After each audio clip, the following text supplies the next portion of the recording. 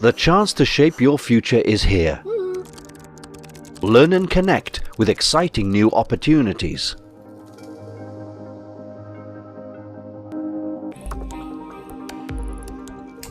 Are you ready for the next step?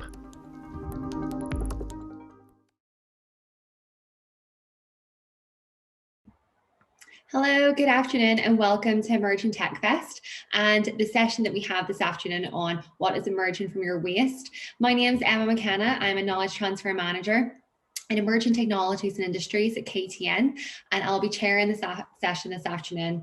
I'm joined by a really wonderful panel of speakers who are going to be talking about waste, the role of technology in procurement, and how we can use waste for something really useful and something really valuable. We've got a wonderful lineup of speakers: Hashnera, Jane, Nick, and Jonathan, who'll be joining us. We're going to have a series of 4 presentations, and then at the end we've got plenty of time for questions. So please do pop the questions into the chat box throughout, and we'll be keeping an eye out for those. If you have a question that's in particular for one of our speakers, please do note that down. But yeah, we'll have plenty of time for questions at the end, and really looking forward to having that dialogue to discuss and delve in a little bit deeper into some of the technologies that are going to be presented here this afternoon that really look at different ways in which we can take waste and do something really exciting with that, and something really useful as well. Our first speaker that we have this afternoon is Hashnera Mia, who is a director at the Centre of Sustainability. The centre is really focused on driving the transition to a low carbon world. Hashnera Mia has a PhD in low carbon procurement, which is also a really kind of key lever within transition into net zero. We're really looking forward to having a little bit of a focus now and a bit of a tour on kind of the role within public procurement in challenging waste, and as well as that moving towards net zero. Hashnera, I'd welcome you now to give us your presentation. Thank you, Emma. Okay, well, as Emma mentioned, my name is Hashnera Mia. My specialism is low carbon procurement. I am the Director of Centre for Sustainability, and today's presentation brings together low carbon procurement and waste. Before I go into the presentation, I want to just let you know that we're going to go through a format of 3 stages. So firstly, I am going to introduce you to Centre for Sustainability. I will provide you with a short overview of Centre for Sustainability and what we offer. Then I will talk you through low carbon procurement and what it means to implement low carbon procurement. Then I will take an example product of PPE and sort of broaden up the discussion in terms of what can we do to make changes in terms of the area of PPE. This could be obviously another area, it could be furniture, another aspect of services. But I've chosen PPE as it's an area that I've come to know more about in the last few years, and the more recent years, year and a half, in terms of COVID, has been exacerbated in terms of how much we bought. So as we go forward, in terms of Centre for Sustainability, this is our mantra. We are here to support the transition to a sustainable world. So when I say transition, I am suggesting that we're not sustainable where we are. A big part of sustainability is climate change, so the carbon agenda. So within Centre for Sustainability, we offer different services. One of the areas is within low carbon procurement. We offer services such as advisories, research, marketing, training, and innovation. So that's overall Centre for Sustainability. Now going to the topic of low carbon and waste. So when we talk about low carbon procurement, we're bringing together 2 aspects. We're talking about low carbon, which is very much about climate change. It's about tackling climate change and bringing that down overall long term. And procurement, when I talk about procurement, I'm talking about buying. Very simple. Procurement is a posh word for buying, which we use very much in the public sector, but we can use in the private sector as well. So low carbon means tackling climate change through buying. So low carbon procurement. So this is a textbook definition of low carbon procurement. So it's defined as a process whereby organization seeks to procure. So when we say procure, go out and buy with a reduced carbon footprint. So what they're going to go out and buy is going to have a reduced carbon footprint. So when we talk about that, we're talking about making more out of what we already have, recycled content, the circular economy, other aspects. When we go through low carbon procurement and we look at the options, we're looking at things over a life cycle. So when we talk about life cycle thinking, we're talking about life cycle analysis. not just life cycle pricing, but in terms of life cycle, in terms of the carbon aspect of it, which overall supports the journey for net zero. So that's overall what I would describe low carbon to be about. If you are an organization that's looking to implement low carbon procurement, I put a few tips here in terms of what can you do. So you might be a head of a government function, you might be a local authority which has been tasked with reducing carbon in terms of the procurement exercise. You might be a forward-thinking private sector organization that wants to put something in place. So in terms of my aspects, I break them down looking at, for example, firstly, planning. Low carbon procurement suggests, obviously, we need this because it's not happening at the moment. So we need to plan a process in place. That means introducing new policy. That means maybe redefining the policy you currently have. That means strong leadership, not just on the bottom level with people very passionate about it that want to bring the changes about. It means top-down leadership also in terms of people feeling that change has to happen and will happen. So when we talk about that, we're also talking about the circular economy. This in essence means using and in some sense keeping materials and products in use for longer by recycling, upcycling and everything in between. So when we talk about that, we're talking about the life cycle of a product or service. So the cradle to grave or cradle to revival concept.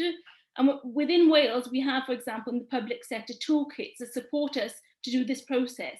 The private sector have started introducing their own toolkits within the procurement exercise. Overall, if you're going to implement low carbon procurement, you need to plan it ahead.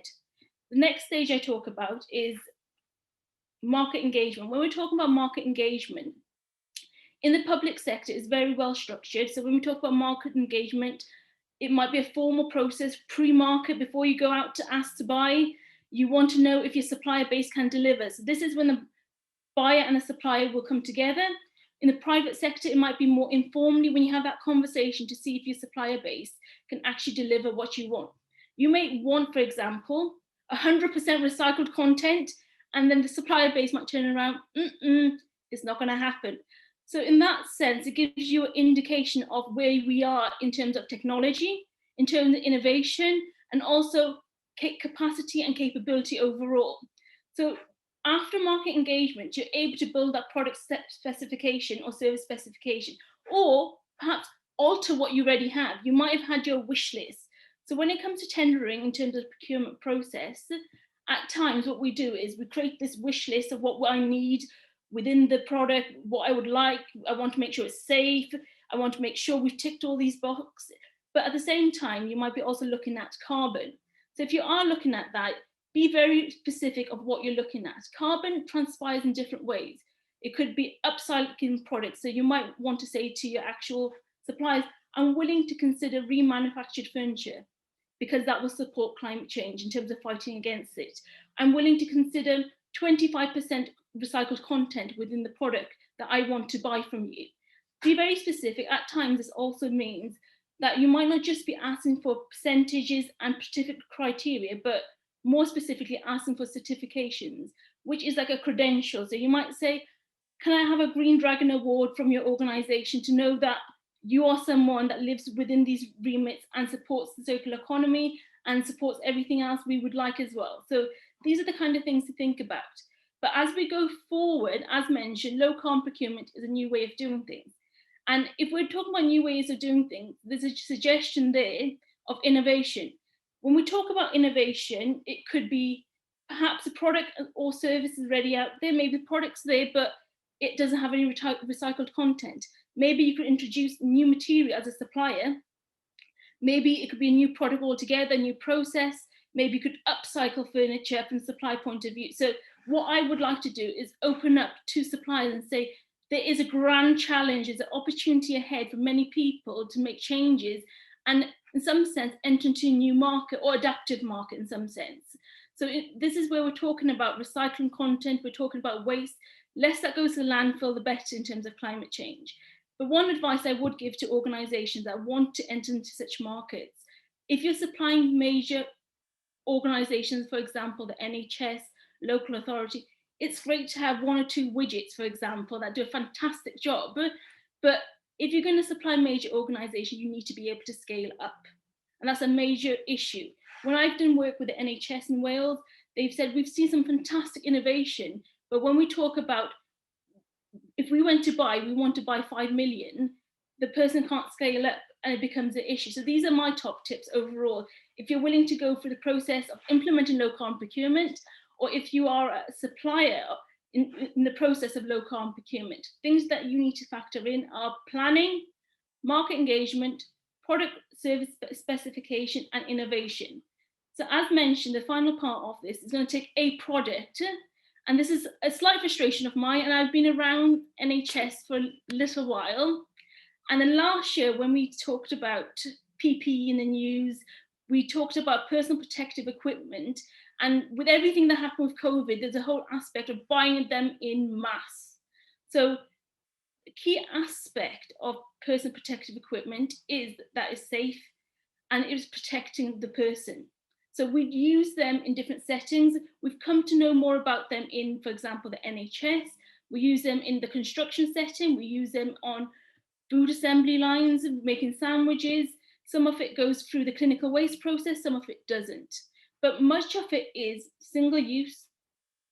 A lot of it can be plastic, might not be biodegradable. So there's a huge issue within that when we start looking at the scale of the issue.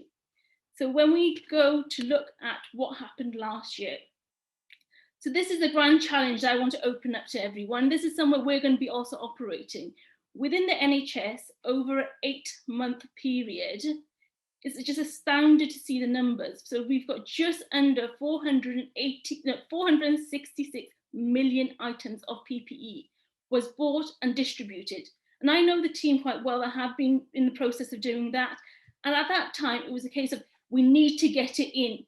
We just need to get it in fast. We need to get it through the aeroplanes, get people bringing it in, making it in the country. We just need PPE. So look at the scale of the issue with aprons. So when we use in that 8-month period, 88 million aprons in the NHS. So a lot of them are plastic, single use, might be going through the incineration process. Perhaps there's opportunities to make changes there in terms of, could we reuse items? Is there something in terms of new service? In terms of aprons, if we have to use a material, does it have to be plastic? Could we recycle some of the content and you make new types of aprons? Then we've got masks. So even though masks overall might not be that much to do with plastic, they are very much single use in the NHS. So we've got 170 million that were bought. And then clothing, whereas more of my bugbears, so we've got gloves, 245 million gloves were used in that small space of time. The scale of the problem is huge. The opportunity is there to make changes. And at the same time, in terms of low carbon, if we could just filter that into the process of buying. For example, if a procurer was able to go and say, actually, I would want 25% recycled content within that, less the landfill, use what we have, keep the system circulating, there's a great opportunity to make. So in terms of my presentation today, as I close up, I want to just thank you for all listening in. We've gone through 3 stages of the presentation. The first part, I provided you with an overview of Centre for Sustainability. I've talked you through low carbon procurement, very top level. There's a lot more to do with it. And we've talked through a definition of low carbon procurement. And I've given you an example where we can make changes. So once again, thank you for your time. My contact details are here, should you want to have a conversation with me on offline. Thank you. Thank you so much, Hashniara. That was really, really helpful, really practical as well in terms of kind of not just kind of for those that are going to be procuring services and innovations, but also those as well that are, you know, looking to sell their services. And I think you make a really fair point there that I think it's when it comes to it's just about buying stuff, and we all do that. It's so easy for us to actually think about how we can do that better, the power of the pound within that kind of procurement. And I think it's really interesting, your points around market engagement and also understanding what's available out there and the scale at which these innovations you might be interested in are at, and how kind of, procurers and suppliers can work better together. I'd love to dig into that a little bit deeper in the Q&A session. But yeah, thank you so much. That was really helpful, and looking forward to kind of, digging into that more. Next up, we have Jane Hall, who's a director at Green Edge Applications. This is an online innovative environmental consultancy, and Jane's going to focus today really much around kind of the role of tech, particularly around environmental performance and within the waste sector specifically. So thank you, Jane, and I'll hand it over to you now. Thank you. Can you see my screen okay? Yes, we can. Thank you. So thanks ever so much for that introduction. I'm the Director of Green Edge Applications, and we provide digital tools. We support other tech companies as well, and we provide environmental training to organisations seeking to improve their environmental performance. My background is that I previously worked for Natural Resources Wales, and I've been a waste or environmental consultant for around about 20 years.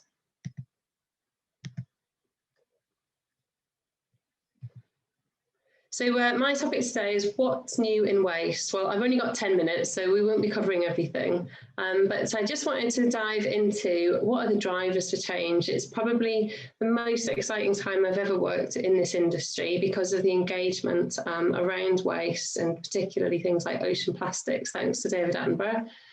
Digital disruption and how tech can help solve quite a large number of issues that we're having that are barriers to recycling and reuse programs. And then just a couple of examples of technological developments.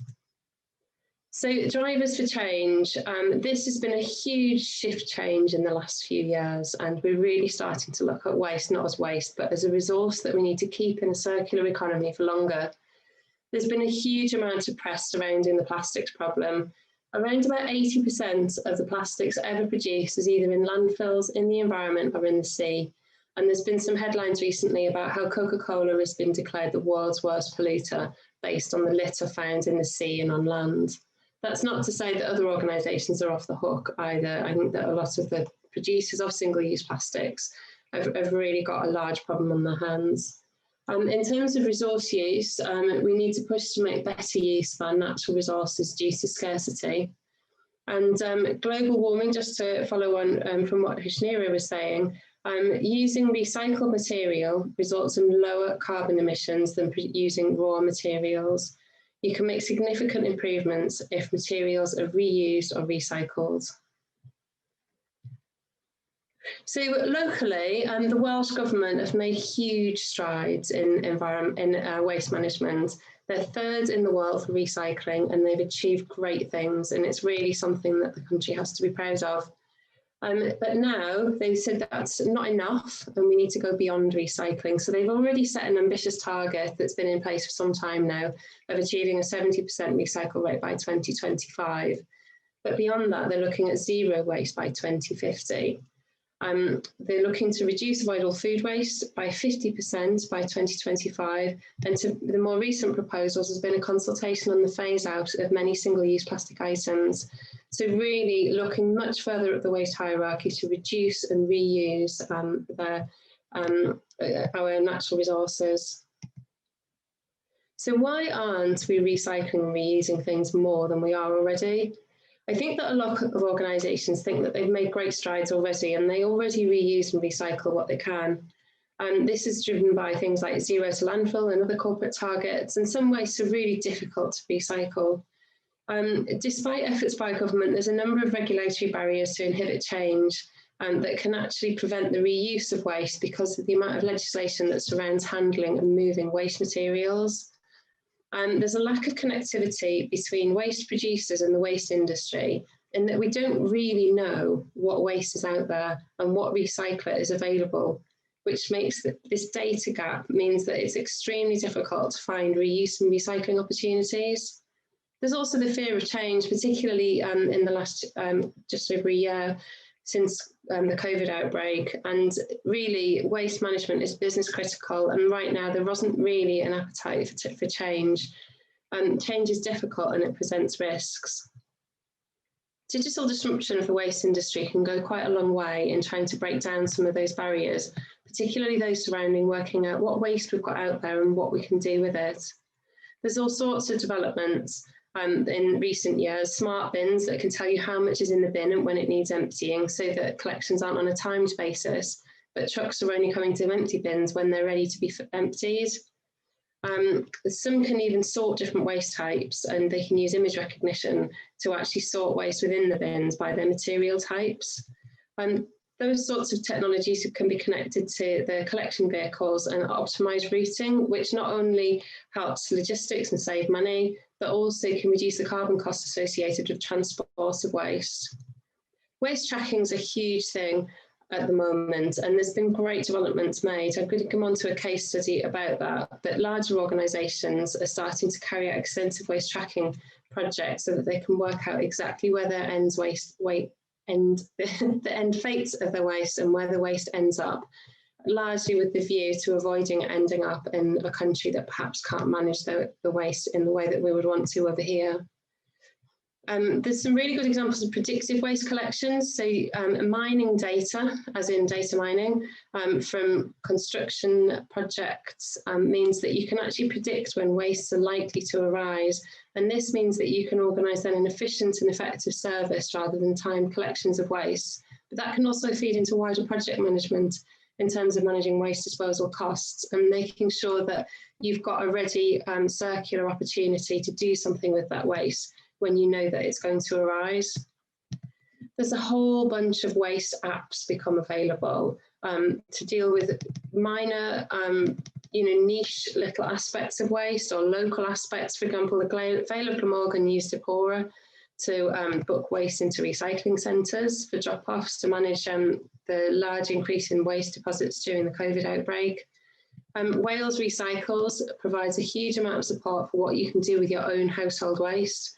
My Recycling Wales can tell you exactly where your waste goes and how much of that ends up abroad or in domestic waste services. And then our own app, My Waste app, connects the waste industry with producers of waste. So if you've got a waste stream, you don't know what to do with it, you can use the app and find people that can collect it and also find out what they're likely to do with it, whether it's going to be recycled, reused, disposed of or incinerated.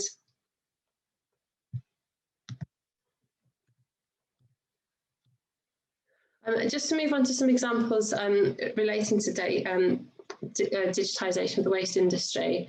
Waste tracking, last year there was a huge project launched by DEFRA and the regulatory authorities where Topolytics and another company got through to the final stages of a development of a waste tracking service that would track all movements of waste across the UK. And they launched a digital prototype that would look at identifying potential illegal movements of waste and to track an estimated 23 million movements of waste across the UK. It's a hugely ambitious project and it's now within the government's waste policies, and that will be coming in over the next few years. So expect significant amount of change there and also better availability of data about exactly what waste and resources are out there. Topolytics have also worked with SAP, Brewdog, Coca-Cola, DS Smith and some other partners to develop a prototype which generates a waste map, and that can help with things like ESG reporting on resources, materials and waste, and ultimately look at the fate of what happens to each of the wastes so that the producers of those wastes take more responsibility for where they end up.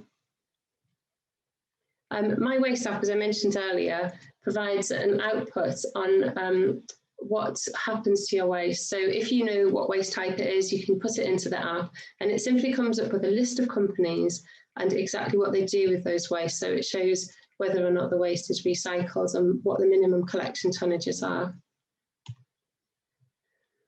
Wales' focus now is actually going beyond recycling, as I mentioned earlier. So there's been a growth of reuse schemes, some commercial and some not-for-profit. There's Repair Cafe Wales, which helps people repair goods to keep them in the economy for longer to avoid the use of new materials. And then also eBay and Amazon provide us an absolutely awesome service in keeping goods in circulation for longer and preventing the need to buy new products. Hire schemes like HSS Hire, I mean, how many times do you actually need to use a drill in a year? Would it be better just to hire one for those few DIY projects that you carry out?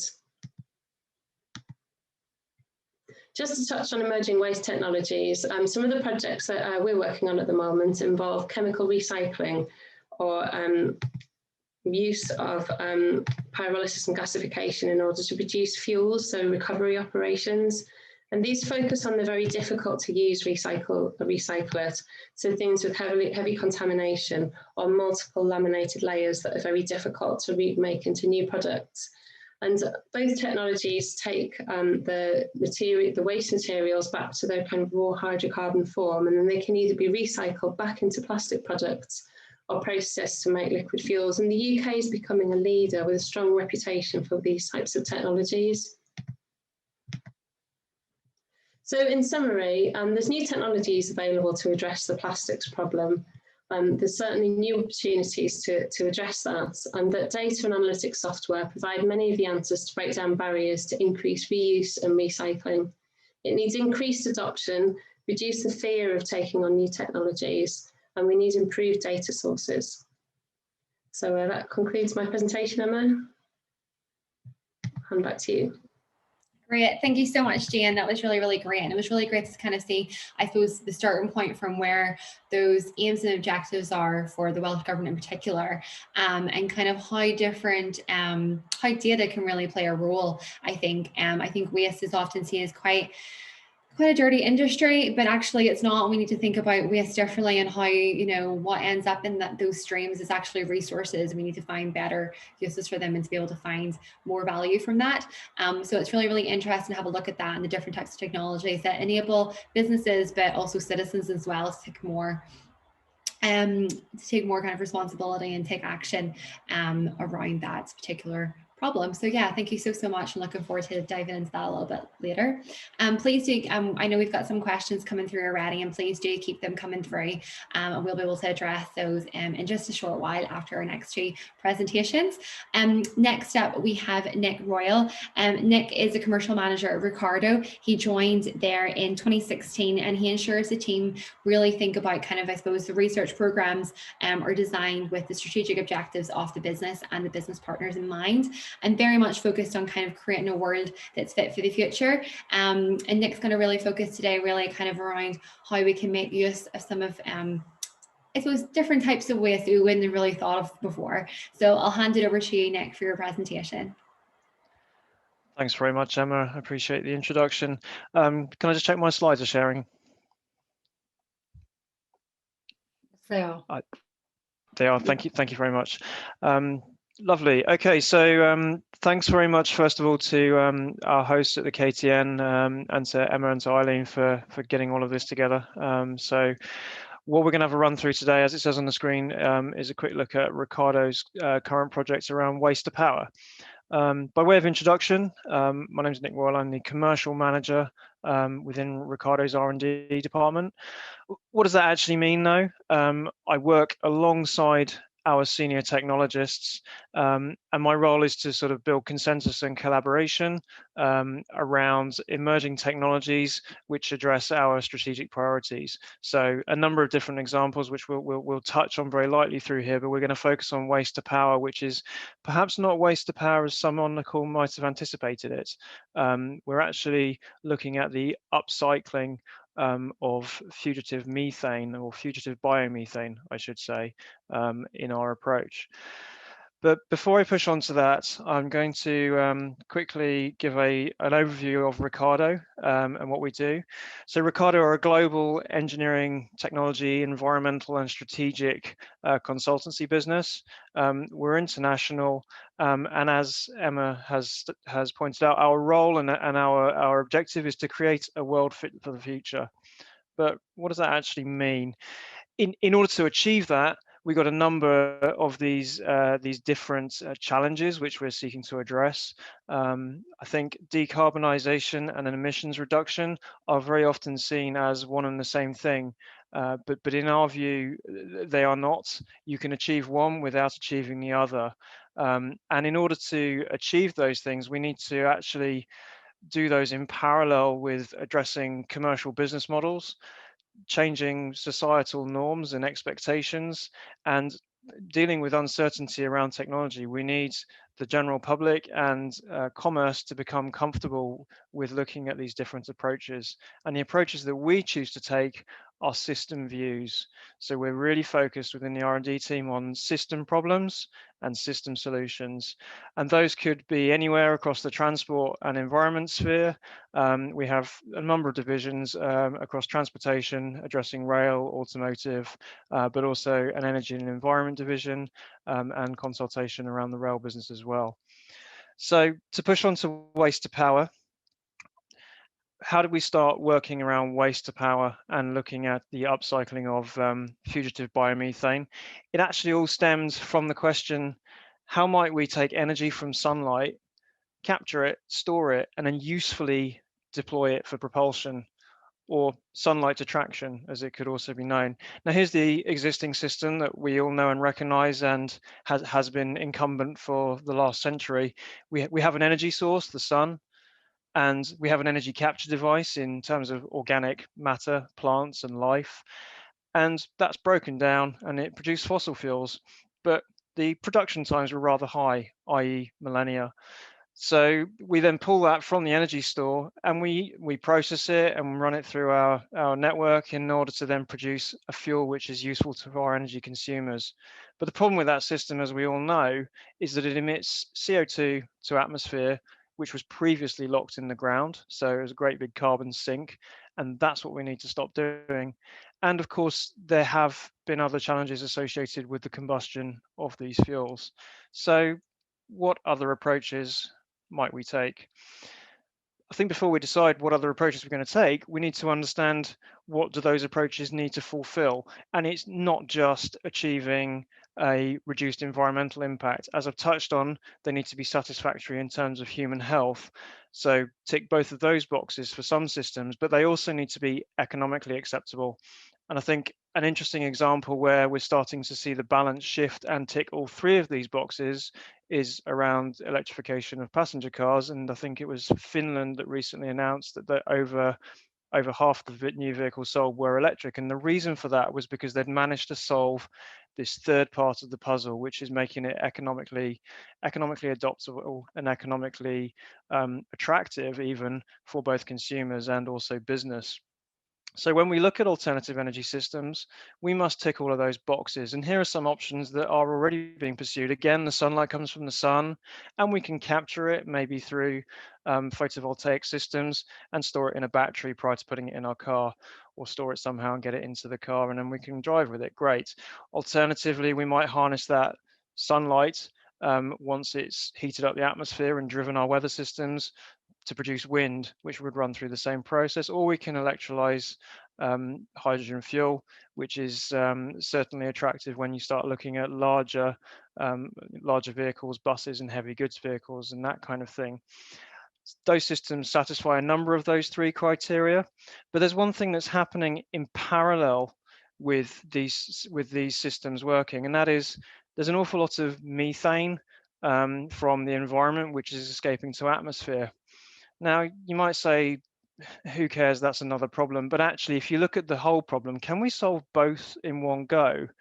You see, the thing about methane is it's 25 times more potent than carbon dioxide over a 100-year life cycle. And if you actually draw that back to a 20-year period, it's around 86 times more potent than carbon dioxide. So 1 kilo of methane is a lot more damaging in terms of global warming potential and climate change than that kilo of carbon dioxide would have been. So maybe we can capture this methane, which is going into the environment and doing a lot of damage. We can stop it from going into the environment, and we can actually deliver some of our energy demands with that methane. That sounds like a pretty neat solution. So that's what we've been trying to work on at Ricardo, what we have been working on, I should say. So again, same system from energy source to energy consumer, but maybe there's a different way. We take that energy from the sunlight, which runs through the same organic processes, and waste is produced. Alternatively, some of that waste might not go through those organic processes. Some of it might just be food waste, which we all understand and know and recognize as a significant problem. So that food waste could be put within an anaerobic digestion system, and much of it is. But if you could liquefy that food waste, and if you could do that at a much smaller scale, than exists at present, you might be able to produce a fuel which is actually quite valuable and quite helpful and quite useful in terms of transportation applications. So can we take the energy from our food waste and the energy from other wastes, because the system doesn't have to be food waste or others. It could be sewer gas, for example. It could come from any or a number of organic sources.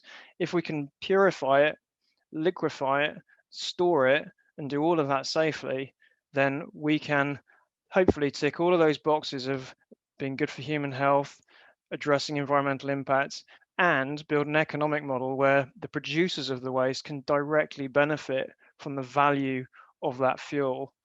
And that to us is very interesting, because what that means is that the people who have the waste can actually control the waste and control the fuel. And if that's at a small scale, then the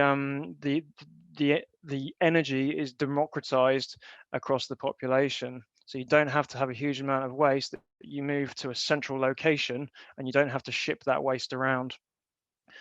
So our approach is here. The work that Ricardo are doing is actually working on the liquefying and the refining technology. So we don't mind how a waste gas is produced, whether it's from anaerobic digestion or pyrolysis of waste, or simply from taking the waste gas as it comes directly off another process. We can then run it through our system, and we are able to purify it to around 99% purity, liquefy it and store it safely to produce a very high quality methane liquid fuel. And the system that we're developing, and we're currently in the process of scaling, will be producing around 30 kilos a day if it was running sort of 24/7, and it's small enough to fit in the back of a pickup truck, which makes it quite useful in terms of deployment in challenging regions, and particularly internationally, if we're looking at international aid, for example, and wanting to produce fuel for heating and for energy, which in areas where there is poor infrastructure. To look at very quickly at a case study in the UK, we did some very rough calculations around a local grammar school, and from harvesting the waste grass off the playing fields, it had a number of rugby fields. By harvesting that waste gas, we reckon we can harvest around 1,000 litres of biomethane fuel, which if you were to run through CHP would actually potentially be enough to fund an additional member of staff for the teaching at the premises, or alternatively, you could use it to power the vehicles in the fleet. You could apply a similar model to other organizations and businesses as well. So just to wrap up and to summarize, Ricardo are seeking to democratize energy through the harvesting of biomethane. We are fueling society's energy requirements whilst tackling climate change through upcycling that biomethane. So capturing that methane, stopping it escaping to atmosphere, and deploying it as useful energy. This is a growing space. We don't yet know exactly how that model will be built and who the stakeholders will be, but we are seeking partners who have organic waste and biogas resources who might be interested in working with us to deploy a field demonstration here in the UK. So that's all for me. Thanks very much to the KTN for organising this event, and we look forward to further questions at the end of the session.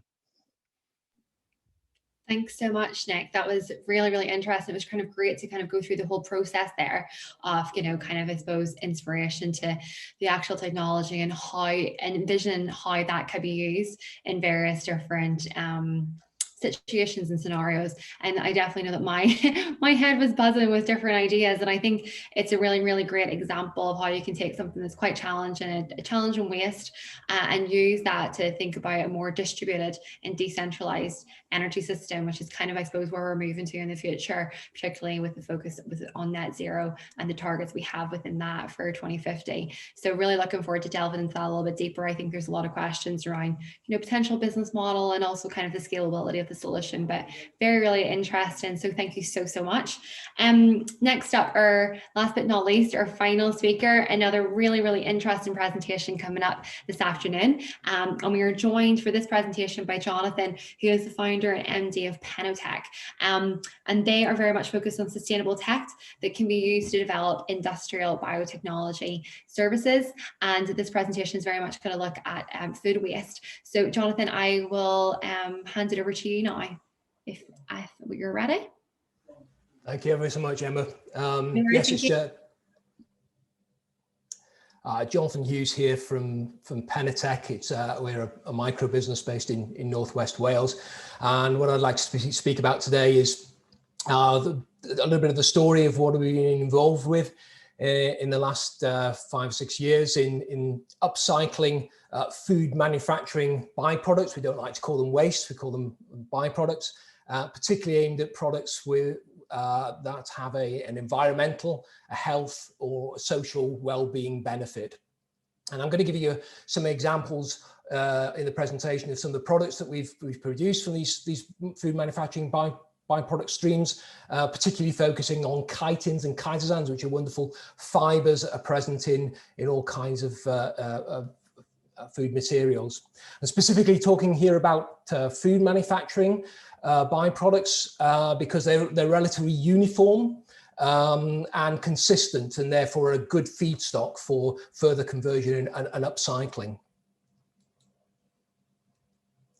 So the idea of food supplements from food manufacturing byproducts has kind of gathered a pace in the last 5 to 10 years. For a long time, cheese whey was seen as a waste material, and often going into either for disposal or into waste, or actually say 10 to 20 years ago, that was going into anaerobic digestion, and now more recently is now converted into whey protein, and to a certain extent whey protein is as valuable as the cheese itself, and is taking up as probably equivalent shelf space as cheese within retail. Another example, brewer's yeast has been converted into Marmite, but also there's a lot of value in the fibers that are present in the brewer's yeast, those residuals, such things as beta glucans, which go to support healthy immune systems and lowering blood cholesterol. And the area we're particularly focused on is shell material, which is a byproduct, which could be about 70% of the byproduct from shellfish processing. And that contains valuable and useful fibers in the form of chitins and chitosans. And I'm going to talk a little bit more about that. Again, used as health supplements for reducing blood cholesterol, reducing fat intake in food, etc. And food wastes are the kind of bread and butter, if you pardon the pun, of Penotech. We work with universities, we work with other companies, both ends of the supply chain, those producing these byproduct streams, mushroom waste, fermentation process waste products. And we work with universities such in Wales, such as the wonderful universities associated with the Beacon programme, for developing biorefinery processes, and we're involved with producing a whole range of different innovative products, from biodegradable water cleaning products through to agricultural products, dietary products, through to shelf life enhancers, so preservatives that are vegan friendly. And all of these products tend to be looking at applications where they replace fossil fuel products such as petrochemical based or mined materials with entirely natural and sustainable alternatives. And just to delve a little bit deeper into chitin and the chitin value chain. Chitin is found in mushrooms, is found in crustacean, is also found in insects, and insect cultivation is something that's developing more and more now. And traditionally, shell has been a waste, and something like 15,000 tons of it is produced in the UK, and most of that goes to landfill at the present time. And the work that's been done on that shell to date has been mainly in cleaning it up and using it maybe in as dried shell as a soil treatment, or producing compost, or even just putting down as paving. Other parts of the world have developed that further and are involved in producing products such as the chitin fibers from the shell, and they have wonderful properties as a bioprotectant for horticulture and a plant stimulant. And other companies take that forward, including ourselves, into the soluble form of chitin, which is a natural fiber, chitosan, and had a whole series of wonderful properties, and becomes ever more valuable when used in medical applications, as is shown here, or actually as in either supplements for dietary supplements to reduce blood cholesterol, or in use in cosmetics, personal care products. And more recently, actually, we've been involved in developing chitosans and their natural antimicrobial properties, and enhancing those properties to have actually virucidal properties, and actually touching on something that Shanira said earlier on, we're actually involved in producing vericidal coatings for PPE to extend the life of that PPE by having them to be natural processes. But each of these processes, while they take things higher up the value chain and more valuable products, each step has a cost associated with it, and that's where it's something that we're very interested in having both environmentally and economically sustainable processes. And traditionally, chitins and chitosans have been produced from shell material using quite linear traditional approaches, where essentially you're using a large amount of chemicals to digest, to dissolve away the shell and just recover the fibers that are left behind. Everything else gets destroyed. You use a large amount of chemicals in that process, and that produces thousands of tons of effluent. And that typically happens in the Far East, and is really environmentally unsustainable. Penatech's circular economy approach is to actually go through a process of deconstruction of that shell by co-fermenting the shell in combination with other waste materials, particularly fruit and vegetable materials, where we can not only deconstruct and recover multiple co-products from both feedstock streams in that integrated process, but also where we use chemicals, we do so minimally and attempt to recycle as much of those chemicals as possible. So a wholly circular economy approach to this very exciting raw material. And let's just look what's present in there that would normally get disposed of. So within the shell, there's very healthy calcium salts that are bioassimilable and excellent for bone health. There's proteins associated around the outside of the shell and actually within the shell itself, which have been explored for feeds and flavors. And in addition to the chitins and chitosans, which have these blood cholesterol and healthy applications, there's also that rich antioxidant astaxanthin that we're recovering and we're exploring in many useful health applications, including eye health. And this is technology that's developed in Wales, but in fact it's something that we've exported over to our collaborative partners over in the east coast of Canada, Prince Edward Island precisely, where there's a huge quantities, thousands and thousands of tons each year of lobster and snow crab gets produced and disposed of, and is a real problem in Canada. I mean, they've taken our technology and they're developing that for these new feedstock sources. And what we're looking to do is develop our technology throughout the North Atlantic, where we're harvesting chitins, colors, proteins, and calcium salts from all these different feedstocks that are currently going to waste. And we're working with nutrition companies and universities in the development of those technologies and developing very new and exciting supply chain and value chains. And our specific products that we've developed and we're branding into the Penasan branding name is our Chitosan products that are multifunctional water cleaning products. And we're developing two markets for these products. One is the natural multifunctional pool and spa clarifier products, and they are wholly natural, wholly biodegradable, and are able to keep water in pools and spas crystal clear. And not only do that, but also reduces the amount of other chemicals, particularly chlorine, that is used in pool. So you're not having these horrible chlorine smells. You're getting a minimal amount of the sanitizer being used, a maximum cleanliness of the water, and again, wholly sustainable and wholly biodegradable.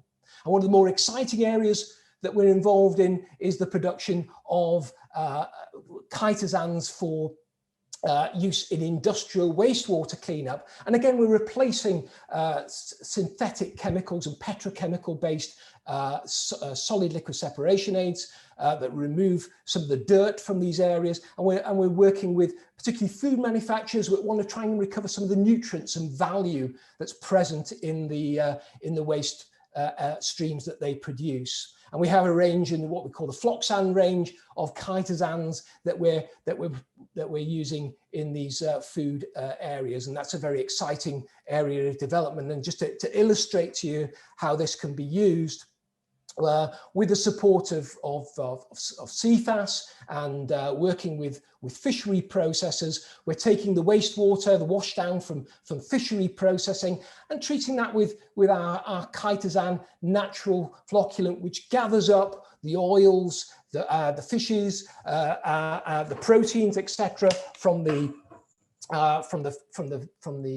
effluent streams, and gathers that into a rich protein source. And in the bottom left-hand corner there, you can see the clean water on the top, which could be recycled, and the very rich protein sources and oil sources that we're recovering from that waste. And we're producing essentially feeds for aquaculture from those different sources, either from fish proteins and fish processing, crustacean processing, or mollusk processing, and recovering those rich sources, and working with aquaculture companies to see how that is a potential to replace imported soya protein and fish meal for cultivating fish and shrimp within the UK. So a lot of exciting things going on here. You can hopefully see the circular economy benefits of how the application of technology to recover rather than destroy the value that's present in our wastes. So I'd like to finish there, and thank you ever so much for listening. And if you'd like to have a try of the product yourself, then Penasan is available to purchase. Thanks so much, Jonathan. That was really, really interesting. Really great to kind of go through that process. It's not something that I know loads about, so I definitely learned quite a bit in that, and it was really, really great to kind of see just different opportunities for food byproducts to be used in different sectors and different industries. So thanks for taking us through that. And thank you all so much for all of the speakers for your presentation so far. Those have all been really, really interested and really kind of taken in quite a different perspectives within the waste industry, and kind of really exploring different ways in which we can optimize waste and the resources that end up there. We've had some questions coming in, so thank you so much for that. Please do keep sending them in. We've got just under 10 minutes to go through a little bit of a Q&A, if that's okay. I'm going to come to you first, Hashni.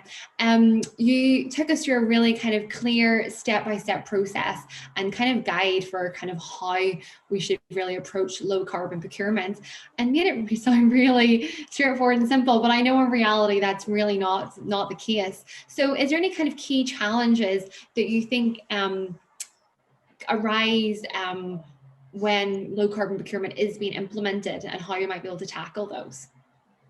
A few things come to mind, so I'll break that down. I would say leadership is one, assumed knowledge, and a whole system approach.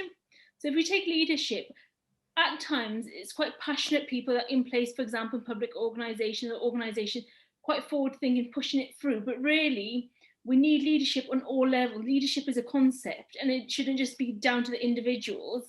When leadership is there at the top level in terms of sustainability and low carbon, it filters through different centres within the organisation, and it's easy to deliver. And at times, when it comes to leadership, if you're looking at a short space of time, you look at just how much it costs today. If a leader says, well, we're going to look at it over a life cycle, then it's easy to deliver. The other part I would say is assumed knowledge. I would say all of us here are in the gang of assumed knowledge.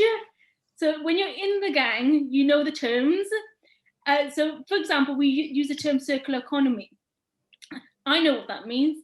I could tell you all know what that means, but I think when I've gone and met people out trying to practice these kind of concepts, at times they talk about, we're going to go out and implement this, and they miss some of the basics because they haven't got the knowledge in place. So at times when we talk about low carbon content, what do we mean? Embedded carbon, what is embedded carbon? So I think knowledge is important, but assume knowledge. It's important to check where people are. Because with the fact we're all here today suggests that we're in the gang and we have a certain level of understanding. The final thing, obviously, is whole systems. If you've got, for example, a procurer that wants to go and buy, like I said, if the market cannot deliver just a recycled product or just 100% recycled content in that item, and I remember someone else also mentioned this, if it can't be delivered, it can't be delivered. That's when innovation comes in. But if the systems are not moving together and things are not coming together, it's hard to move things forward. So I say there's some of the challenges ahead. Yeah, no, absolutely. And I think I definitely agree with you on that one of the assumed knowledge. As someone who was just reviewing contracts this morning, you have an assumed knowledge, but even within your own team, what different things mean, and just having that clarity is so, so important. And I think the systems consideration is really important. We currently live within a linear system that we're trying to make circular. So there's various different moving parts that we have to balance. So yeah, that's really, really helpful. And I really appreciate that, that further insight into that. Jan, I'm going to come to you next. We've got this question that's come in from the audience, which is very much focused on the waste tracking elements that you talked about. And that's very much kind of focused on kind of current waste tracking systems seem to be flawed because they're reliant on the quality of the data that's entered. And that can be often by human operators. So there's, an element of error there. Could a system that works that automatically identifies the materials in the waste stream would solve that, or what's your thoughts on that? Yeah, absolutely. There is a big data problem now, and we know that we're missing information about waste movements. We don't know what's out there. There's a number of wastes that are moved from place to place, either illegally or perhaps through sites that are not captured by the regulatory system. I could talk all day about the problems with waste data, and they're very well known by authorities, and part of the waste tracking challenge is to address some of those data problems. So we will have better knowledge on the waste that's going through the waste sites. There'll be better reporting, and we'll be using tech to verify and validate those waste movements. So we'll have a better starting point. There'll be less reliance on, some waste returns are sent in on spreadsheets. It'll be a digitized waste tracking system, and there'll be checks and balances. So we'll be able to hopefully, potentially, none of this is set in stone, but do things like maybe connect with weigh bridges so we know exactly what weights of waste are going from A to B. How all of this is going to happen is not set in stone. It's not that advanced, and all of this will come out in the next stage of the waste tracking process. But one of the thoughts is to connect with existing waste technologies in order to improve the quality of that data. So hopefully that will address those issues. And absolutely take the point that with any system, it's only as good as the data that you put in. So improving the quality of the data is a really big part of that project. In terms of other waste tracking systems, so these are run maybe by private organisations now because they want to take responsibility for their waste and they want to know where it ends up. Yes, that is a limitation at the moment, but again, there are ways of improving that, so you're not always reliant on the data that's published, for example, on regulatory body data sets. There's other ways of getting that data, and there's ways of validating that data as well. So we're not just reliant on processing, for example, waste data flow and the operators' waste returns that are available online. So yeah, I hope that answers your query. Yeah, hopefully that does answer the query that we've got in from the audience. So if it doesn't, message us into us again, we might be able to follow that up. But thanks so much for that, Jane. I think it's really important that, yeah, there's going to be different data sources and different data sets that's going to help us build up that kind of much broader picture of what's actually happening out there. Waste is something that's not, it's on its own, you know, its own sector or industry on its own. It's something that's part of absolutely everything. And there's so many different types as well. You know, we spoke a lot about plastics earlier. Plastics is just one aspect of that. And there's so many different types of plastics that we still are trying to understand and think about ways in which we can track. So it's complex, but it's great to see that there's definitely a lot of emphasis being put on this kind of area, and also, you know, progress being made as well. So that's great. Thank you so much. Nick, going to come to you next. We've got another question for you from the audience as well. And I think this might be someone that's interested in working with you guys, but very interested to know, do Ricardo have field units themselves, or are you looking to work with existing technology providers on this? Thanks, Amy. Yeah, it's a fair question. So Ricardo would provide the liquefining equipment. So that's our unit which liquefies and purifies the biomethane.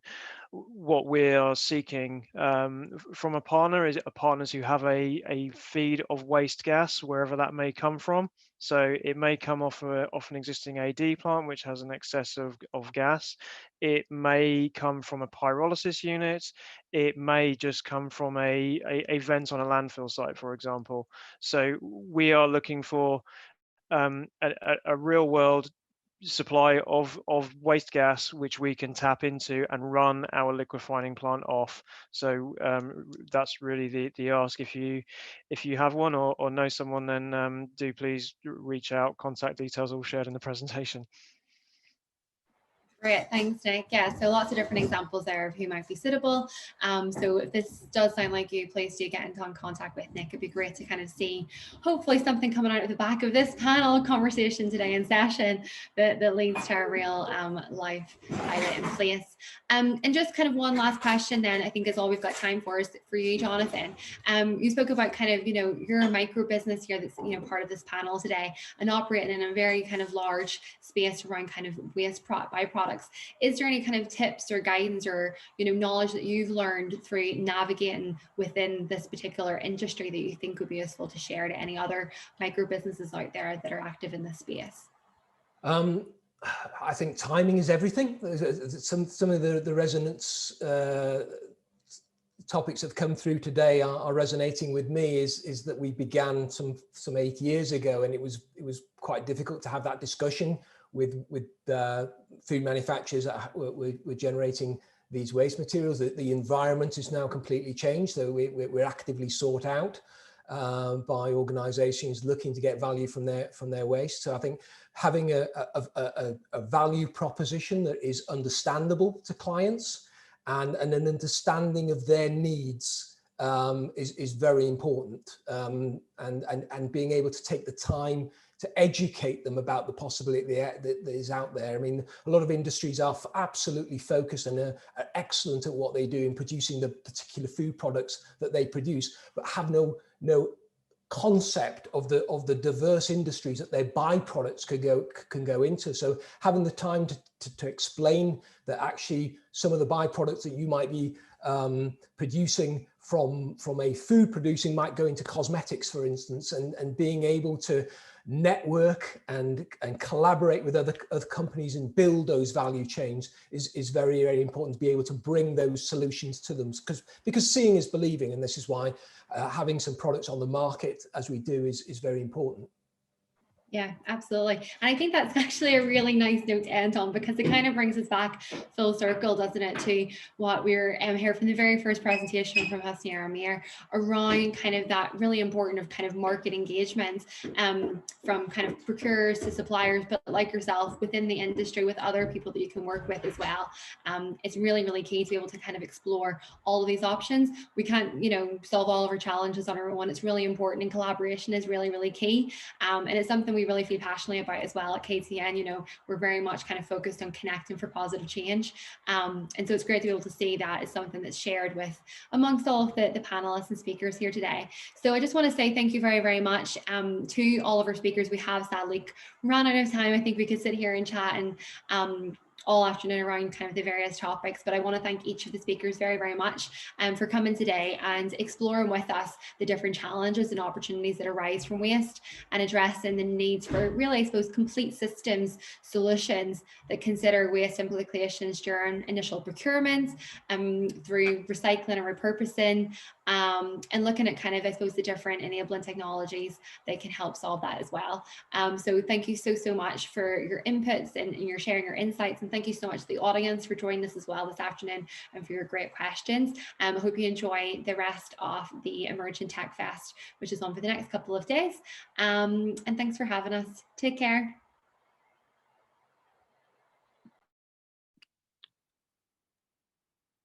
Thank you for joining the Emerging Tech Fest. Join us again on our virtual live sessions or watch us on playback anytime, anywhere.